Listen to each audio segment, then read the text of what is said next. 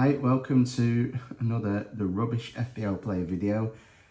Game week 20 is just finished, the City game against Chelsea. So let's have a bit of a review of my game week, how I've done. But first, before that, thanks for everyone who subscribed, liked, commented in the last video. Thanks very much. So on to the game week 20, let's have a look. I scored 51 points, but I took a hit, so that's 47 points net. And the overall average is 41 points this week, so it was a pretty low scoring week, so that was good for me. The overall, the average for the top 10k is apparently about 50 points, so I've not quite that, but I'll take it. It's a green arrow. A small green arrow. It's a 100k green arrow, but I'll take any green arrow I can. I'm now just in the top 1 million rank. So that's something. Overall, yeah, it's just 3.9. Yeah, just within the 4 million rank. Still, I've only had one game week, which was in the 1 million sort of game week rank. So not great. That's shows how my season's going. The captain of, unfortunately, was blank. That was Haaland. It was sort of the one most people went for, I think. I did have my doubts a little bit because it's Chelsea, even though Chelsea aren't so good, and manager without a permanent manager. But I didn't want to trust anyone else in my team. I could have gone with Saka, and that would have been better. He scored 4 points, but not much better. Obviously, I wasn't going to go captain Cunha again, and I could have gone for Gabriel, I suppose, and that would have been pretty good. But we'll see how it goes. Overall, another week where I've taken a hit, take transfers, and the net difference is a negative difference, like -1. So Gabriel coming in was great, but then I got rid of Jimenez for Gui, fully expecting him. He's on my bench, not doing anything, but Jimenez scored, so that's how it goes.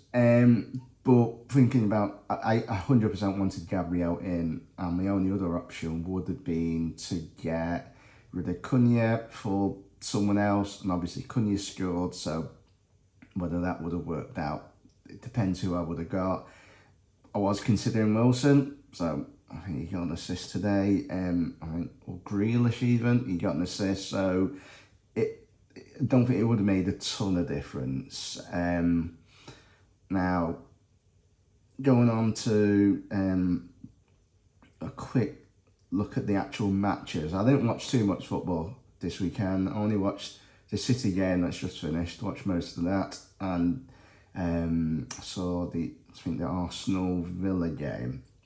But the one that I remember now, I forgot the Arsenal Villa match. The City match, it was all City, really, in the first half. Didn't do too much into near the end. They quickened it, and then Reinders scored, so obviously I was happy with that. Second half was a bit more balanced. So but there wasn't too much. Palmer had a really good chance at the end, but didn't miss it. So I don't think Palmer is an option for FPL yet. The United match, I was out when the match was on, so couldn't watch it. So I've only seen the YouTube highlights, the 3-minute highlights or whatever it is, and I've read a little bit about it, seen some clips. It seems like it was a fair result, which isn't a great thing to say when United drawing to Leeds. But that's how it is. That's how United are now. Seems like we lacked creativity, which is going to improve when Bruno Mount are back, which sounds like could be soon. Amrin has said they'll get some minutes, so we'll see what that means. They weren't even in the squad today, so will he go straight into starting? Wouldn't surprise me if Bruno does, because it's Bruno, but where the mount is from the start, all depends on what those injuries are. We will see. And the only other thing I can think of about actual matches I saw stuff was not related to FPL or much. It's all that stuff about the knee slide celebrations and players being booked, which they don't seem to be booking players. I only noticed, I can't remember if anyone else did, but I know Declan Rice did a knee slide for his first goal and Krupa Jr. for his goal. They both did knee slides. They didn't get booked as far as I'm aware, but there we go. Anyway, on to the next game week, which we've not got very long to wait for that one. It's on Tuesday and Wednesday, maybe Thursday, I'm not too sure. My plans, I don't, as always, I don't want to do the wild card because I need to keep that for as long as possible. But how long I'll wait for that, who knows.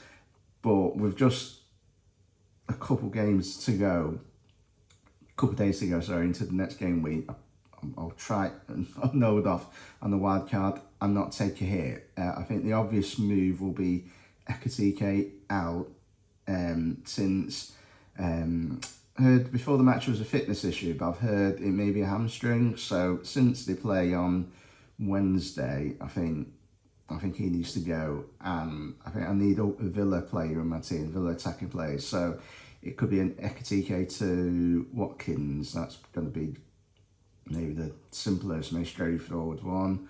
And the other stuff, and Thiago with a hat-trick is potentially interesting. Could go back to more of a free forward team, maybe a 3-4-3, but he's not scored or done that much for a while, so we'll see. I've not seen the match, so I'll watch match of the day probably. And his upcoming fixtures are a bit mixed. I think it's Sunderland, Chelsea, Forest, Villa, Newcastle next, so mixed. We will see. Looking a bit further ahead of potential players I want or don't want. I think I want Declan Rice in the team. Who for I've not decided whether it's a sideways move of Saka out or Foden, who is not scored or assisted again. So as we know, he can be a bit of a sort of purple patch sort of player, streaky player. It's now 4 blanks in a row, and there's 4 before that. He scored 6 goals and an assist. So yeah, the fixture difficulty, I had a quick look for the last 4 games and the 4 games before that when he scored all the goals. I think they're relatively similar. When he played Sunderland in each of those sort of set of 4 games.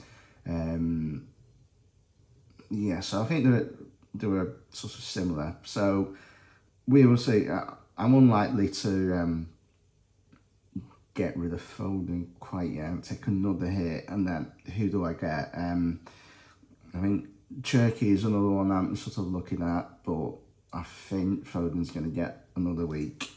And then, when we get further ahead, now looking further ahead at the fixture tick and stuff like that, we've got, I'll have a look at who's got good fixtures. I know, off the top of my head, I know Chelsea have some really good fixtures from game week 24, so that's a few weeks away, but they've got a good run there. So we'll see. We've got not long to decide what to do. I've not even looked at the potential price changes and if Ekatike may drop or Watkins may go up in price overnight. I'll have a look at that in a minute.